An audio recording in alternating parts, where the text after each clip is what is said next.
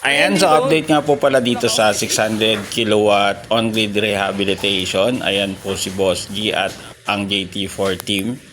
Ayan, so ito po yung kabuuan ng panel niya. So bawat isang solar panel guys is 310 watts. Ayan po. Ayan, hanggang dun po. Ayan, so hindi na po natin masabi kung ilan siya kasi napakarami guys. At ito si Boss G, nag-check po siya. Ayan, yung isang connection kasi guys is nawalan. So, ganyan po yung aming CEO. Ayan, tapos dito is working na po yung mga on-grid inverter guys. Ayan, so 12 pieces nga po pala to na 50 kilowatt. At ito yung aming master na si Boss John. Ayan, so ito po yung kabuuan ng 12 pieces. So, in total of 50 kilowatt times 12 equals 600 kilowatt. Ayan, tapos nandito po yung data logger nya guys.